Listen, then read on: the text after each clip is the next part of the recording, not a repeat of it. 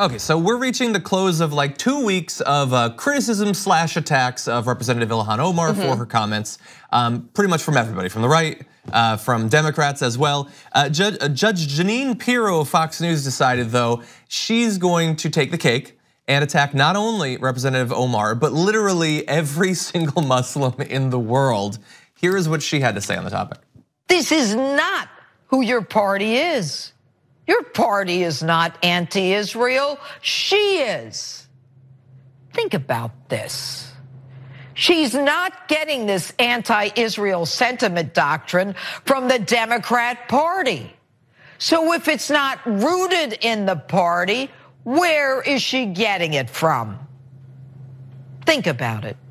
Omar wears a hijab, which according to the Quran 33:59 tells women to cover so they won't get molested.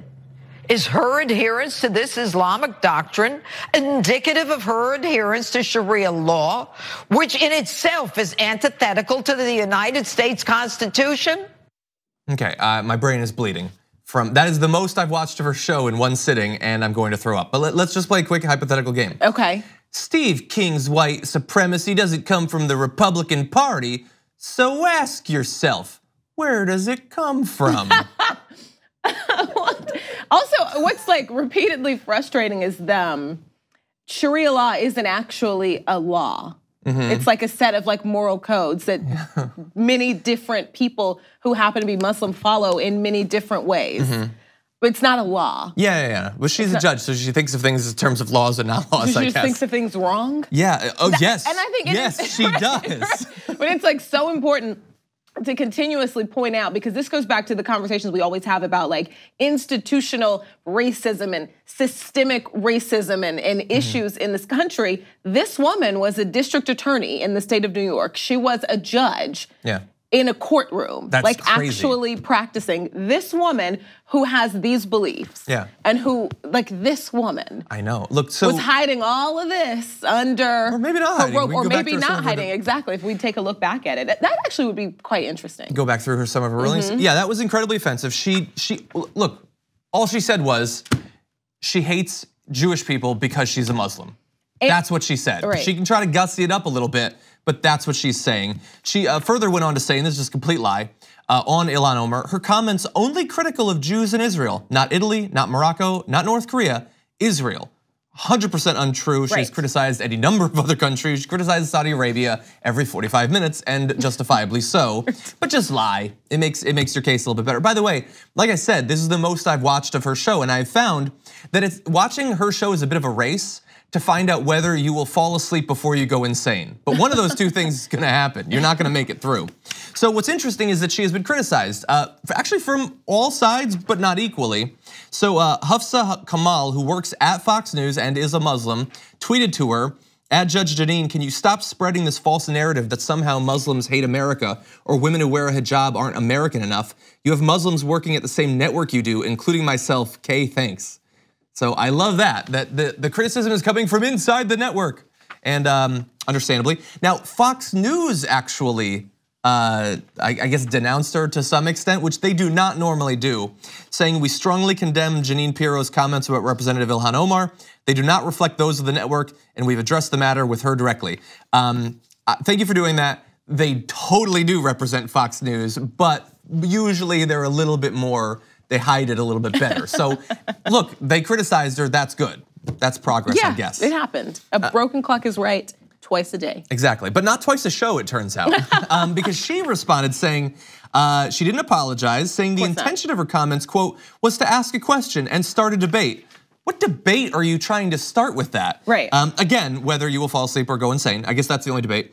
Of course, because one is Muslim does not mean you don't support the Constitution, except you were very much implying that.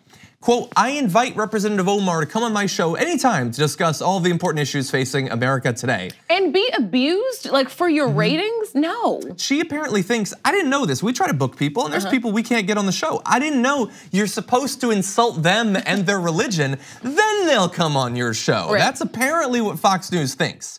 They really do. Man, this whole like the debate incentives me. are so like, sick. go Yeah, exactly. away. The debate me bro culture is so sick and fake. We're gonna get to Tucker Carlson in a little bit on how fake it actually is. Right. They say debate me, but don't actually debate me. Not strongly. Don't actually. Right. Don't reveal who I am. Anyway, Jeanine Pirro, absolutely disgusting.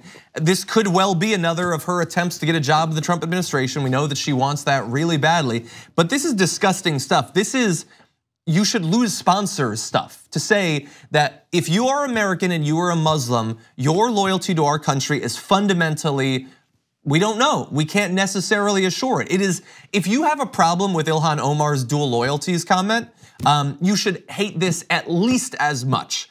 Because she is not just saying lobbyists are potentially have a problem or politicians potentially have a problem. She's saying Muslims potentially have a problem. That's what Jeanine Pirro is saying.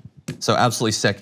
There's an interesting Twitter thread, and I will tweet it, I'll retweet it or something, but about the history of like kind of how this conversation is kind of like the new version of what happened decades ago with Catholicism, and how actual presidential candidates had to denounce this idea of their religion, be like holding them back from supporting the Constitution. Yeah, isn't that crazy that they were like, weird, right? Will Kennedy just be handing over power to the Pope? Really? Wow, man.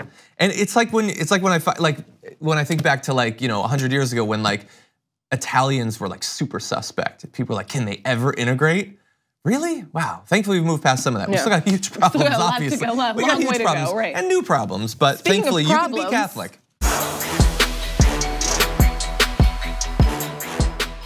Thank you very much for watching this clip from The Damage Report. If you liked it, don't forget to subscribe to this channel and ring the bell on YouTube to get notifications of our new videos. And of course, you can catch the full Damage Report live every weekday at 1 p.m. Eastern, 10 a.m. Pacific on TYT Network on YouTube TV.